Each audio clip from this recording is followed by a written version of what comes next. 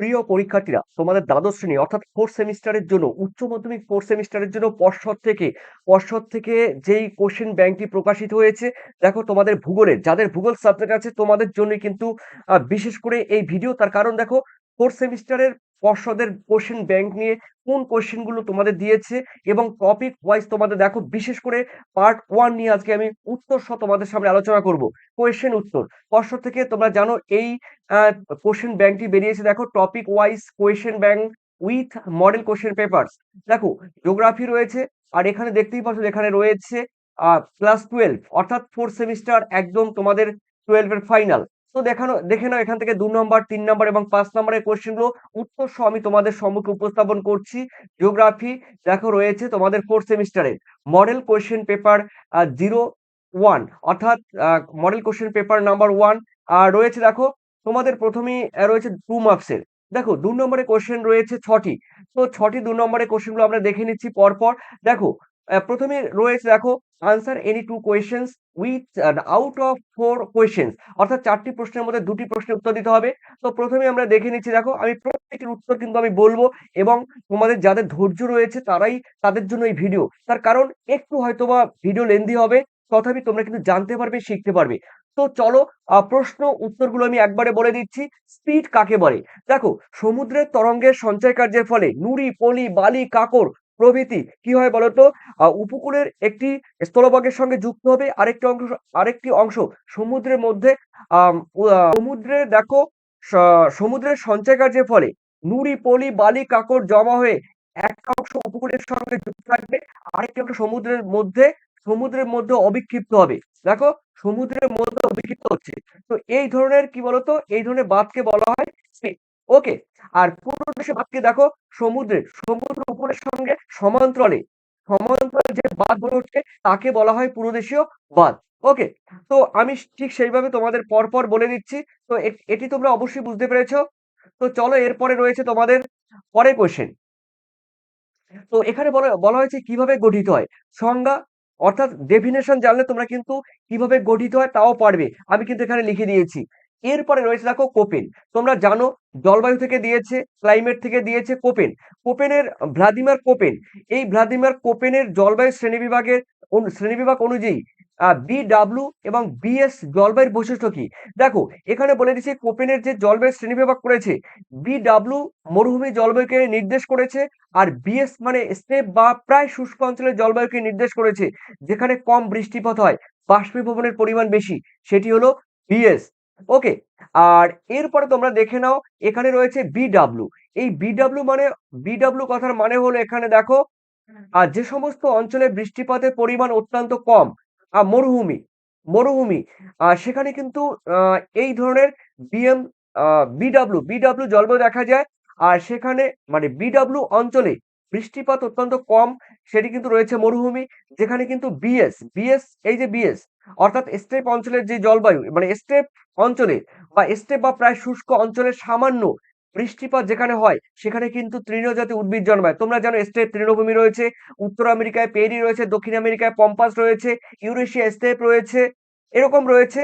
আর এরপরে রয়েছে, দেখো, তোমাদের এই অঞ্চলগুলি সাধারণত বৃষ্টিপাতের পরিমাণ দেখো, মানে বৃষ্টিপাত কম তো অবশ্যই, কিন্তু এই অঞ্চলগুলোতে 15 থেকে 30 ডিগ্রি উত্তর এবং দক্ষিণ অক্ষাংশের মধ্যে কিন্তু অবস্থিত। ওকে। এরপরে দিয়ে রয়েছে তোমার, দেখো, জায়র জায়র বা গিয়ার গায়র জায়র বা গায়র কি বা গিয়ার কি? দেখো, এখানে আমরা জানি, এর আগের দিন বলেছিলাম যে পৃথিবীর আবর্তন গতি কিংবা কোরিওলিস বল এবং বায়ু প্রবাহের ফলে, দেখো, যে সমস্ত মহাসাগরগুলো রয়েছে তাকে বেষ্টন করে, অর্থাৎ চারিদিকে এক ধরনের উষ্ণ এবং শীতল সমুদ্র স্রোত চারিদিকে কি করে বলতো, আবর্তন করে, চক্রাকারে আবর্তন করে। একে বলা হয় গায়র বা জায়র। ওকে। এগুলো কিন্তু টোটাল রয়েছে পৃথিবীতে 5টি। ওকে। প্রশান্ত মহাসাগরে 2টি, আটলান্টিক মহাসাগরে 2টি, আর ভারত মহাসাগরে 1টি। এরপরে রয়েছে, দেখো, প্রজাতিগত বৈচিত্র্য কাকে বলে? দেখো, কোনো নির্দিষ্ট অঞ্চলে বাস্তুতন্ত্র কিংবা ভৌগোলিক অঞ্চলের বিভিন্ন প্রজাতির উদ্ভিদ, কীটপতঙ্গ, ভাইরাস, ব্যাকটেরিয়া প্রভৃতির মধ্যে যে একটি বিভিন্নতা বা পার্থক্য রয়েছে, তাকেই বলা হয় প্রজাতিগত বৈচিত্র্য। মানে বিভিন্ন প্রজাতির, এই যে বিভিন্ন প্রজাতির কথাটি তোমাদের উল্লেখ করতে হবে। উদ্ভিদ প্রাণী এবং অণুজীবের বিভিন্নতাকে বলা হয় প্রজাতিগত বৈচিত্র্য। ওকে, এরপরে রয়েছে দেখো তোমাদের আ রয়েছে সেকেন্ড রয়েছে দেখো এখান থেকে ২ টি প্রশ্ন রয়েছে। A, B এর মধ্যে যেকোনো একটি তোমাদের করতে হবে। জনস্বল্পতার বৈশিষ্ট্যগুলো উল্লেখ করো। দেখো জনস্বল্পতার বৈশিষ্ট্য মানে কি? যে সমস্ত অঞ্চলে বা দেশে জনসংখ্যার পরিমাণ কম, প্রাকৃতিক এবং সাংস্কৃতিক সম্পদের তুলনায় জনসংখ্যার পরিমাণ কম, তাকে জনস্বল্পতা বলে। কিন্তু জনস্বল্পতার বৈশিষ্ট্য কি? দেখো নাম্বার 1, সম্পদের তুলনায় জনসংখ্যার পরিমাণ কম। যেমন অস্ট্রেলিয়া বলতে পারো রাশিয়া বলতে পারো, কানাডা বলতে পারো। এই সমস্ত দেশে কিন্তু দেখো জনসংখ্যা কিন্তু কম, কিন্তু সম্পদের পরিমাণ কিন্তু প্রচুর। এরপরে রয়েছে দেখো সেকেন্ড রয়েছে উচ্চ জীবনযাত্রার মান। মানে অস্ট্রেলিয়া বলো, কানাডা বলো, রাশিয়া বলো, এদের জীবনযাত্রার মান কিন্তু উন্নত। মাথাপিছু কিন্তু আয় কিন্তু বেশি। ওকে, এরপরে রয়েছে দেখো তোমাদের ২ নম্বরের কোয়েশ্চেন, উন্নত দেশগুলিতে পরিব্রাজনের ২ টি প্রভাব উল্লেখ করো। উন্নত দেশ বলতে দেখো পৃথিবীর যে সমস্ত দেশ অলরেডি উন্নত, অর্থাৎ আমেরিকা রয়েছে, মার্কিন মানে ব্রিটেন রয়েছে, নরওয়ে, সুইডেন, ডেনমার্ক রয়েছে, সুইজারল্যান্ড রয়েছে, অস্ট্রেলিয়া রয়েছে, জাপান রয়েছে, পোল্যান্ড রয়েছে, রাশিয়া রয়েছে, এরকম অসংখ্য দেশ রয়েছে উন্নত দেশ। তো এই উন্নত দেশগুলিতে পরিব্রাজন মানে অভিবাসন বা মাইগ্রেশনের প্রধান ২ টি প্রভাব কি? প্রভাব মানে ফলাফল কি? দেখো, শ্রমশক্তির যোগান বৃদ্ধি পেয়ে অর্থনৈতিক সমৃদ্ধি অর্জন করে, অর্থাৎ শ্রমশক্তির যোগান দেখো বৃদ্ধি পেয়ে সেই সমস্ত দেশের অর্থনৈতিক কি করে সমৃদ্ধি হয়। জনতাত্ত্বিক মানে জনতাত্ত্বিক দেখো পরিবর্তন, যেমন মানে কি বলবো, ডেমোগ্রাফিক ডেমোগ্রাফিক যেই পরিবর্তন রয়েছে, জনসংখ্যার যে পরিবর্তন, সেই পরিবর্তনের ক্ষেত্রে জনসংখ্যার বৃদ্ধি ও বৈচিত্র্যময় সংস্কৃতি কিন্তু লক্ষ্য করা যায়। এর ফলে জনসেবা ও অবকাঠামোর ওপর কিন্তু চাপ বৃদ্ধি পায়। অনেক ক্ষেত্রে স্থানীয় কর্মসংস্থানের কিন্তু প্রতিযোগিতা বা সামাজিক সাংস্কৃতিক কিন্তু একটি সংমিশ্রণ ঘটে। ঠিক আছে? সংমিশ্রণ ঘটে। এরপরে রয়েছে দেখো তোমার হিউম্যান ডেভেলপমেন্ট ইন্ডেক্স। এর গুরুত্ব কি? দেখো মানব উন্নয়ন সূচক বা হিউম্যান ডেভেলপমেন্ট ইন্ডেক্স এর গুরুত্ব হলো সামগ্রিক উন্নয়ন পরিমাপ, উন্নয়নের তুলনা, নীতি নির্ধারক ও অগ্রাধিকার, আর্থসামাজিক সমতা বৃদ্ধি, অসমতা বা অসাম্যতা চিহ্নিতকরণ, উন্নয়নের বৈশ্বিক মানদণ্ড। এগুলি হলো এইচডিআই অর্থাৎ হিউম্যান ডেভেলপমেন্ট ইন্ডেক্স এর গুরুত্ব। হিউম্যান ডেভেলপমেন্ট ইন্ডেক্স মানব জীবন মান উন্নত করা মানে জীবনের মান উন্নত করার ক্ষেত্রে একটি দেশের সামগ্রিক অগ্রগতির একটি নির্ভরযোগ্য কিন্তু পরিমাপ হলো এই হিউম্যান ডেভেলপমেন্ট ইন্ডেক্স। এরপরে রয়েছে দেখো তোমাদের ২ নম্বরে রয়েছে মানব উন্নয়নের, এটি কিন্তু হবে তোমাদের দেখো ডি, মানব উন্নয়নের কল্যাণমূলক দৃষ্টিভঙ্গির ২ টি গুরুত্ব উল্লেখ করো। দেখো এখানে লিখে দিয়েছি। এরপরে রয়েছে তোমাদের ৩ নম্বরে কি রয়েছে? ভারতের কাগজ শিল্পের যেকোনো ২ টি সমস্যা উল্লেখ করো। দেখো ভারতের কাগজ শিল্পের প্রধান সমস্যা হলো কাঁচামালের সমস্যা। মানে সরলবৃক্ষ বৃক্ষের বনভূমি পাইন, ফার, ওক। ঠিক আছে? এই ধরনের নরম কাঠ হলো কাগজ শিল্পের প্রধান কাঁচামাল। সেই কাঁচামালের অভাব রয়েছে। পুরনো যন্ত্রপাতি বা রুগ্ন শিল্প রয়েছে। ঠিক আছে? এছাড়া উৎপাদন ব্যয় বেশি, পরিবেশ দূষণ নিয়ন্ত্রণ এবং আমদানিকৃত সস্তা কাগজের সাথে তীব্র প্রতিযোগিতা এই শিল্পের বড় সমস্যা বা প্রতিবন্ধকতা। এরপরে রয়েছে স্থিতিশীল উন্নয়ন বা সুস্থিতি উন্নয়ন বা সাস্টেনেবল ডেভেলপমেন্ট। দেখো হলো এমন একটি প্রক্রিয়া পরিবেশের ক্ষতি না করে বর্তমান প্রজন্মের চাহিদা মিটিয়ে ভবিষ্যৎ প্রজন্মের কথা চিন্তা করাকেই বলা হয় সুস্থায়ী উন্নয়ন বা স্থিতিশীল উন্নয়ন বা টেকসই উন্নয়ন। তোমরা টেকসই উন্নয়নও বলতে পারো। ওকে, এরপরে রয়েছে দেখো তোমাদের পশ্চিমবঙ্গে আর্সেনিক দূষণের মূল ২ টি কারণ উল্লেখ করতে হবে। দেখো পশ্চিমবঙ্গের যে আর্সেনিক দূষণ হচ্ছে, পশ্চিমবঙ্গের মালদা বলো, তারপরে দক্ষিণ দিনাজপুর বলো, হুগলি বলো, বর্ধমান বলো, নদিয়া বলো, এই সমস্ত রাজ্য মানে সরি এই সমস্ত জেলাগুলোতে প্রচুর পরিমাণে আর্সেনিক ঘটিত মানে দূষণ ঘটে। এর কারণ কি?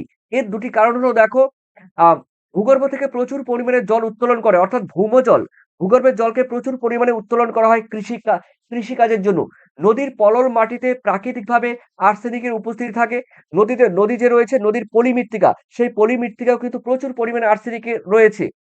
আয় বিশেষত গঙ্গা ভাগীরথী অববাহিকার পলি মাটিতে থাকা আর্সেনিক সমৃদ্ধ খনিজ জলের স্তর থেকে অতিরিক্ত জল তোলার ফলে কিন্তু বিষাক্ত এই উপাদানটি জলের সঙ্গে মিশে যায়। তার কারণ প্রাকৃতিক ভূরাসায়নিক কারণ আর ভূগর্ভস্থ জলের অতিরিক্ত উত্তোলনের ফলে কিন্তু এই আর্সেনিক দূষণের মূল কারণ। এরপরে রয়েছে দেখো তোমাদের খনিজ পদার্থের উত্তোলনে জঙ্গলমহল। জঙ্গলমহল বলতে এখানে ঝাড়গ্রাম বিশেষ করে জেলাকে বোঝানো হয়। তো ঝাড়গ্রাম বা জঙ্গলমহলের ভূমিক্ষয়ের কিরূপ প্রভাব ফেলে? দেখো জঙ্গলমহলে একমাত্র দেখো অবৈজ্ঞানিকভাবে খনিজ পদার্থকে উত্তোলন করে, যেমন কয়লা, পাথর, এগুলোকে উত্তোলন করলে কি হয়? ব্যাপক পরিমাণে ভূমিক্ষয় হবে, পরিবেশগত বিপর্যয় কিন্তু ঘটবে। মূলত গাছপালা নিধন, মানে গাছপালাকে ধ্বংস করা হবে। মাটির উপরের স্তর সরিয়ে ফেলার ফলে ভূমিরূপের ক্ষতি ভূমিরূপের ক্ষতি হবে, জমির উর্বরতা শক্তি কমে যাবে। বৃষ্টিপাতের বৃষ্টিপাতের ফলে বৃষ্টিপাতের ফলে কি হবে বলতো? জলের দ্বারা মাটি ধুয়ে যাওয়ার প্রবণতা বৃদ্ধি পাবে। এছাড়া রয়েছে দেখো ভূমিরূপের উপর প্রধান প্রভাব কি, কি রয়েছে? ভূমিরূপের পরিবর্তন রয়েছে, বিশেষ করে মাটি আলগা বা ধস নামা, বনভূমি উজাড় করা, তারপর উর্বরতা হ্রাস হয়, তারপরে জলস্তর নিচের দিকে নেমে যায়। এরপরে তোমাদের রয়েছে ৩, ৪, ১২ রয়েছে দেখো। ৩ নম্বর থাকবে, ৬টি প্রশ্নের উত্তর দিতে হবে। দেখে নিচ্ছি আমি দেখো। প্রথম কোয়েশ্চেন রয়েছে মধ্য আটলান্টিক মানে মধ্য সামুদ্রিক শৈলশিরার দুপাশে চৌম্বক অসঙ্গতি লক্ষ্য করা যায় কেন? আমরা যে আগের দিন বলেছিলাম মধ্য আটলান্টিক শৈলশিরার আকৃতি ইংরেজি এ এ ইংরেজি এস অক্ষরের মতো। এই মধ্য আটলান্টিক শৈলশিরার দেখো দুপাশে, এই দুপাশে দেখো চৌম্বক, এই চৌম্বকের অসঙ্গতি লক্ষ্য করা যায় কেন? দেখো চৌম্বকের অসঙ্গতি লক্ষ্য করা যায়, তোমরা এই ভূমিকা লিখবে। দেখো যেহেতু তোমাদের 3 মার্কস করে রয়েছে, সমুদ্রের বিস্তার রয়েছে, তো ভূচৌম্বকীয় বিপরীতমুখিতা রয়েছে, থার্মো আহ হারমোনি ম্যানেলসা চুম্বকত্ব রয়েছে। ঠিক আছে? এরপরে প্রতিসম পটি গঠন রয়েছে, এগুলো রয়েছে। এরপরে রয়েছে দেখো তোমাদের বিতে অনুদৈর্ঘ্য, হ্যাঁ, অনুদৈর্ঘ্য ও তির্যক বালিয়ারির মধ্যে পার্থক্য কি? দেখো এখানে দিয়েছি বিষয়, তারপরে দিয়েছি অনুদৈর্ঘ্য বালিয়ারি, তির্যক বালিয়ারি। নাম্বার 1, অনুদৈর্ঘ্য বালিয়ারি আমরা জানি ভূমির সমান্তরালে বা একই দিকে এই অনুদৈর্ঘ্য বালিয়ারি এইভাবে গড়ে ওঠে। অনুদৈর্ঘ্য বালিয়ারি কিন্তু এইভাবে গড়ে ওঠে। আর তির্যক বালিয়ারি সাধারণত এইভাবে গড়ে ওঠে আমরা জানি। যেমন তোমরা বলতে পারো বারখান, ঠিক আছে? তোমরা বলতে পারো কি? বারখান বলতে পারো, ঠিক আছে? যেমন বারখান তোমরা এরকম আঁকো। এই যে বারখান বলতে পারো, এগুলো কিন্তু তির্যক বালিয়ারি। ওকে, এরপরে মানে এটি কিন্তু দেখো ভূমির বায়ু প্রবাহের আড়াআড়ি ভাবে, সমান্তরালে নয় কিন্তু আড়াআড়ি ভাবে বা লম্বালম্বি কোণে কিন্তু গঠিত হয়। আকৃতি দীর্ঘ সরু ও তরবারির মতো, দেখো দীর্ঘ সরু তরবারির মতো। আর অর্ধচন্দ্রাকৃতি, দেখো এই বালিয়ারি, এই যে বারখান বা তির্যক বালিয়ারি অর্ধচন্দ্রাকৃতি এবং ঢেউ খেলানো।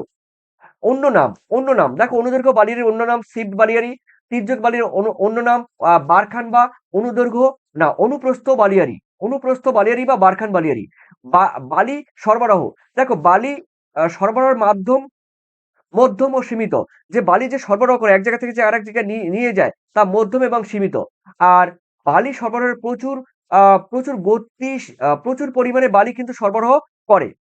এরপরে রয়েছে স্থিতিশীলতা, বেশ স্থিতিশীলতা অর্থাৎ এটি অতটা মানে গতিশীল নয়, স্থিতিশীল, বেশ স্থিতিশীল। আর এটি কিন্তু গতিশীল প্রকৃতি। এরপরে রয়েছে দেখো নদীর পুনর্জীবন লাভ। এই নদীর পুনর্জীবন লাভের ফলে যে নদী মঞ্চ গঠিত হয়, সেটি তোমাদের ব্যাখ্যা করতে হবে। দেখো নদীর গতিপথে কিন্তু দেখো এটি কিন্তু নদীর দুপাশে কিন্তু মঞ্চের মতো বা ধাপের মতো, তোমরা দেখতেই পাচ্ছ মঞ্চের মতো বা ধাপের মতো কি হয় বলতো? নুড়ি পলি বালি কাকর জমা হয়ে সিঁড়ি বা ধাপের মতো কিন্তু গড়ে ওঠে।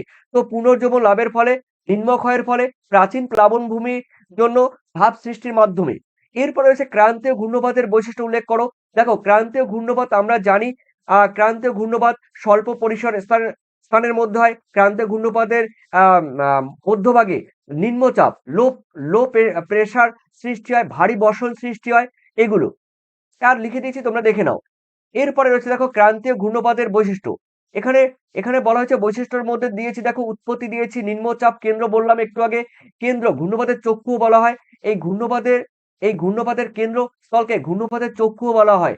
এরপরে রয়েছে বাতাসের গতি রয়েছে, ঘূর্ণন দিক রয়েছে, বৃষ্টিপাত, এগুলো কিন্তু দিয়েছি। এরপরে রয়েছে তোমাদের দেখো ম্যালথাস। এই ম্যালথাসের তত্ত্বের মূল বক্তব্যটি ব্যাখ্যা করো। দেখো আহ টমাস বা থমাস টমাস বা থমাস এই টমাস ম্যালথাসে দেখো জনসংখ্যার তত্ত্বে বলেন খাদ্য ও উৎপাদন গাণিতিক হারে, এখানে পাটিগণিত না দিয়ে তোমরা গাণিতিক হারে গাণিতিক হারে কিন্তু দেখো ১, ২, ৩, ৪ হারে কিন্তু বাড়লেও জনসংখ্যা বাড়ে কিন্তু ডবল। ২ এর ডবল ৪, ৪ এর ডবল ৮, ৮ এর ডবল ১৬, ১৬ এর ডবল কত ৩২, ৩২ এর ডবল ৬৪ এরকম করে বৃদ্ধি পায়। অর্থাৎ জ্যামিতিক হারে। এখানে দিয়েছি দেখো ম্যালথসের তথ্যের মূল বক্তব্য রয়েছে জনসংখ্যা বৃদ্ধির হার রয়েছে, খাদ্য উৎপাদনের হার রয়েছে, ভারসাম্যহীনতা রয়েছে, নিয়ন্ত্রণ ব্যবস্থা রয়েছে, প্রতিরোধমূলক বা জন্ম নিয়ন্ত্রণ রয়েছে, প্রাকৃতিক ও বা ইতিবাচক নিরোধ বা পজিটিভ চেকআপস রয়েছে। এরপরে রয়েছে দেখো তোমাদের পরের কোয়েশ্চেন জনসংখ্যা নিয়ন্ত্রণে ৩ টি প্রয়োজনীয় একটা কথা বলে দিই তোমরা যারা যদি পিডিএফ নিতে চাও আমার A to Z তোমরা যারা পিডিএফ নিতে চাইছো তোমাদের এই পিডিএফ এর মধ্যে তোমাদের প্রত্যেকটি অধ্যায় থেকে তোমাদের ২ নাম্বার, ৩ নাম্বার, ৫ নাম্বার সমস্ত প্রশ্নের উত্তর রয়েছে। এই উত্তরের মধ্যে রয়েছে তোমাদের ভিভিআই রয়েছে, তারপরে ট্রিপল স্টার রয়েছে। এই এই পিডিএফ এর মধ্যে তোমরা টোটাল পাচ্ছ কিন্তু তোমরা এই কোশ্চেন গুলো। ঠিক আছে? তো সেখানে কিন্তু তোমরা যারা পিডিএফ নেবে অবশ্যই তোমরা যোগাযোগ করবে। দেখো 7890404016 এই নম্বরে তোমরা হোয়াটসঅ্যাপ করে যোগাযোগ করবে তবে তোমাদের পে করতে হবে। তবে যারা ভিডিও দেখে যাবে তোমাদের বারবার বলছি যারা হোয়াটসঅ্যাপে এই নম্বরে যারা মেসেজ করবে অবশ্যই তোমরা কিন্তু তোমাদের পেমেন্ট করতে হবে এটা কিন্তু তোমাদের বলে দিচ্ছি। যারা এই মুহূর্তে তোমরা যারা এই পিডিএফ নেবে তোমাদের জন্য 95 পেমেন্ট করলেই তোমরা কিন্তু পিডিএফ পেয়ে যাবে। তোমরা কিন্তু জেরক্স করেও নিতে পারবে এবং কিংবা ডাউনলোড করেও নিতে পারবে কোনো প্রবলেম নেই। কোনো লোগো থাকবে না, অসুবিধা নেই। এরপরে দেখো রয়েছে জনসংখ্যা নিয়ন্ত্রণের ৩ টি প্রয়োজনীয়তা ব্যাখ্যা করো। দেখো রয়েছে নাম্বার 1 জীবনযাত্রার মান উন্নয়ন রয়েছে। বলা হয়েছে দেখো improvement in quality of life রয়েছে। সেকেন্ড রয়েছে সম্পদের সুষম ব্যবহার ও অর্থনৈতিক স্থিতিশীলতা অর্থাৎ ব্যালেন্সড কি রিসোর্স ইউটিলাইজেশন রয়েছে। থার্ডে রয়েছে পরিবেশ ও বাস্তুতন্ত্রের ভারসাম্য রক্ষা এনভায়রনমেন্টাল ব্যালেন্স রয়েছে। এরপরে রয়েছে দেখো তোমাদের শীতে রয়েছে অমর্ত্য সেনের ক্যাপাবিলিটি অ্যাপ্রোচ এর তাৎপর্য উল্লেখ করে লিখে দিয়েছি। বিকাশের নতুন সংজ্ঞা রয়েছে। সক্ষমতার বনাম সম্পদ রয়েছে, কার্যকারিতা ফাংশনিং রয়েছে, দারিদ্র্য সাম্য রয়েছে, মানুষের স্বাধীনতা রয়েছে, তাৎপর্য দিয়েছি। এরপরে রয়েছে দেখো তোমাদের মানব উন্নয়ন কি? এর প্রধান উপাদানগুলো কি, কি? দেখো মানব উন্নয়নের প্রধান উপাদান হলো হেলথ রয়েছে, এডুকেশন বা নলেজ রয়েছে, তারপরে রয়েছে স্ট্যান্ডার্ড অফ লিভিং রয়েছে মানে মাথাপিছু আয় ও জীবনযাত্রার মান রয়েছে। এরপরে তোমাদের রয়েছে অন্যান্য উল্লেখযোগ্য আ বিষয়গুলো কিন্তু থাকবে। ইকুয়ালিটি থাকবে, সাস্টেনেবিলিটি থাকবে, তারপরে এম্পাওয়ারমেন্ট থাকবে, এগুলো থাকবে।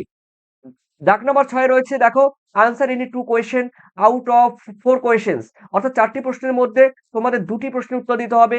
খাদ্য প্রক্রিয়াকরণ শিল্পেও বলেছিলাম পরীক্ষার সময় 100% এই প্রশ্নটি তোমাদের দেবে। খাদ্য প্রক্রিয়াকরণ শিল্পের সম্ভাবনাগুলো আলোচনা করো। দেখো ভারতবর্ষের লোকসংখ্যা প্রায় বর্তমানে ১৪৮ কোটি। হ্যাঁ, এই মুহূর্তে আজকের দিনে দাঁড়িয়ে কিন্তু ভারতবর্ষের লোকসংখ্যা ১৪৮ কোটি অর্থাৎ বিশ্বের মধ্যে ১ম স্থান দখল করে আছে জনসংখ্যা ম্যান পাওয়ারে। এই ম্যান পাওয়ারে অর্থাৎ ভারতবর্ষে এত পরিমাণে লোক সংখ্যা যাদের খাদ্য প্রচুর পরিমাণে চাহিদা রয়েছে। তো এই খাদ্য প্রক্রিয়াকরণ শিল্পের সম্ভাবনা কি রয়েছে? বিশাল কাঁচামালের উৎস রয়েছে ভারতবর্ষে। প্রচুর পরিমাণে বাজারের চাহিদা এবং নগরায়নের বিকাশ রয়েছে। রপ্তানির সুযোগ রয়েছে অর্থাৎ বিদেশে কিন্তু ভারতের খাদ্যের প্রচুর চাহিদা রয়েছে। কর্মসংস্থান ও আয় বৃদ্ধি হয়েছে। সরকারি সহায়তা রয়েছে। অপচয় কিন্তু রোধ পেয়েছে বর্তমানে। এরপরে রয়েছে তোমাদের দেখো ভূমি ব্যবহার ও ভূমির আচ্ছাদন। ভূমির ব্যবহার মানে ল্যান্ড ইউজ। এই ল্যান্ড ইউজ রয়েছে আর ল্যান্ড যেই কভার বা আচ্ছাদন এর মধ্যে কিন্তু ৩ টি পার্থক্য লিখতে হবে। প্রথমে সংজ্ঞা ও প্রকৃতি দিয়েছি, মানুষের প্রভাব দিয়েছি, শনাক্তকরণ। দেখো মানুষের প্রভাব মানে কি? ভূমির আচ্ছাদন এটি কিন্তু তৃণভূমি বা উদ্ভিদের দ্বারা হয়। এখানে কিন্তু মানুষের হাত নেই।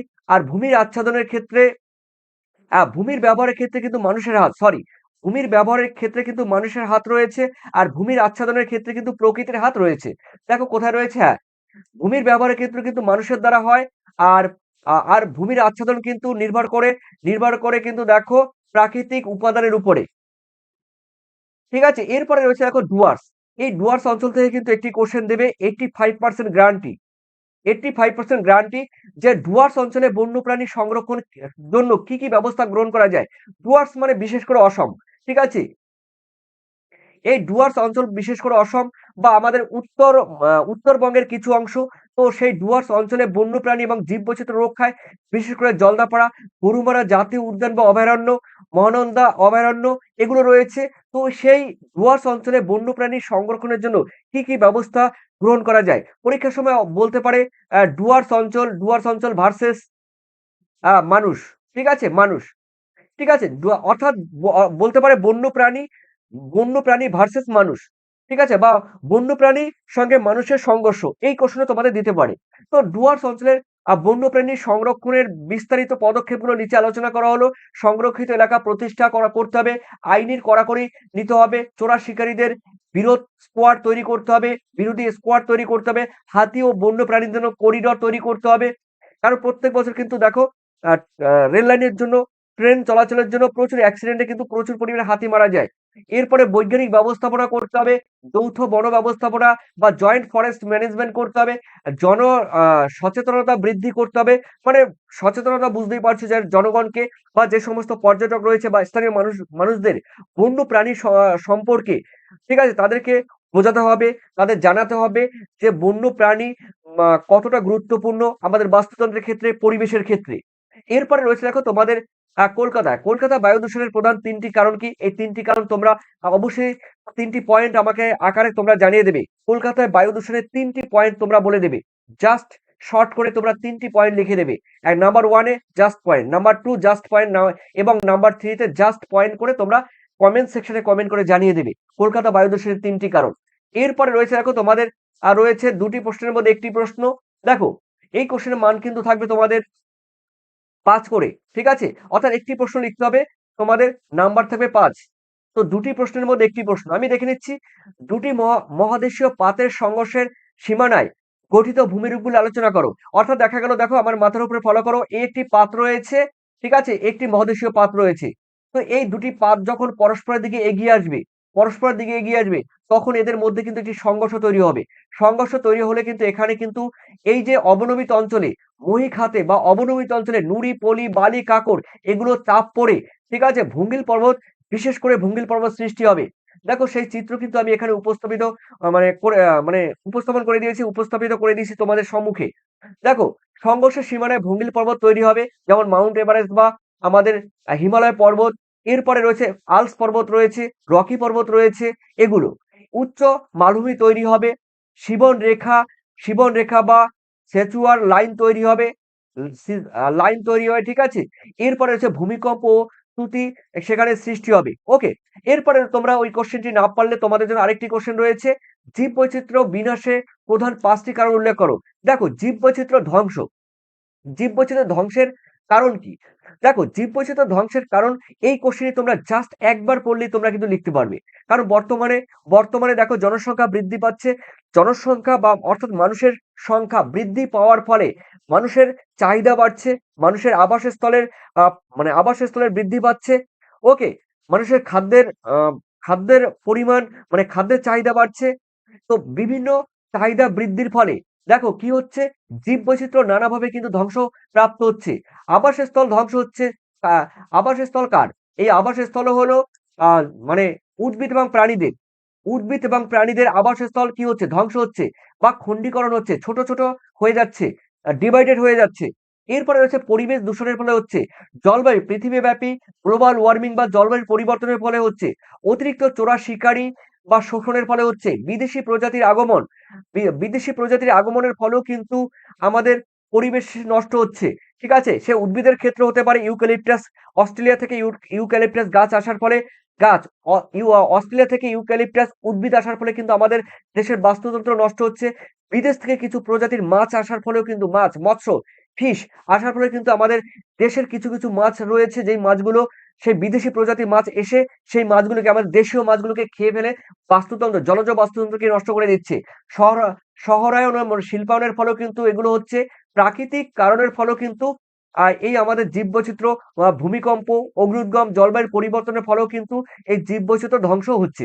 তো প্রিয় শিক্ষার্থী, তোমরা এই ধরনের পিডিএফ যদি তোমরা পেতে চাও, অবশ্যই তোমাদের ক্ষেত্রে দেখো আমার সাজেশন, এই যে পিডিএফ বললাম, এই পিডিএফ সঙ্গে তোমাদের এই যে যেটি রয়েছে ব মানে পর্ষদের, এই পর্ষদের দেখো আনসারও কিন্তু তোমাদের আমি কিন্তু ১০০ টাকা যারা পেমেন্ট করবে, টোটাল ১০০ টাকা যারা পেমেন্ট করবে আমার সাবজেক্টের এই যে ভূগোলের, বিশেষ করে ভূগোলে তোমাদের এই যে পিডিএফ প্রত্যেকটি অধ্যায় থেকে, ১ম অধ্যায় থেকে একদম শেষ অধ্যায় পর্যন্ত লাস্ট মিনিট সাজেশন উত্তর ২, ৩ এবং রয়েছে তোমাদের ৫। এই কোশ্চেন গুলো তোমাদের উত্তর সহ আমার এই পিডিএফ এ পেয়ে যাবে। সেই সঙ্গে তোমরা এবিটি এর টেস্ট পেপারও সলভ পেয়ে যাবে। একটি এবিটি টেস্ট পেপার একটি পাবে। আর তোমরা কিন্তু এই পর্ষদ থেকে যতগুলো পারি আমি ততগুলোই তোমাদের কিন্তু ফ্রিতে দেব। ফ্রি মানে তোমাদের মাথায় রাখতে হবে পিডিএফ যারা পেমেন্ট করবে তাদের জন্যই। আর অবশ্যই তোমাদের কিন্তু পরীক্ষা আর বেশি দিন নেই, হাতে গোনা মাত্র কয়েকটা দিন বাকি আছে। এই সময়টা তোমরা কাজে লাগাও, টাইম কিন্তু নষ্ট করো না। আর পরীক্ষা সবার জন্য ভালো হয় এই আগাম বলতে পারো আগাম ভালোবাসা, শুভেচ্ছা কিংবা সতর্কতা তোমার বলতে পারো সেই সতর্কতাও আমি তোমাদের দেব পড়াশোনার ক্ষেত্রে। টাইম নষ্ট করবে না। আর ভালো থেকো, সুস্থ থেকো, তোমাদের সবাইকে ধন্যবাদ। Thank you, bye, tata.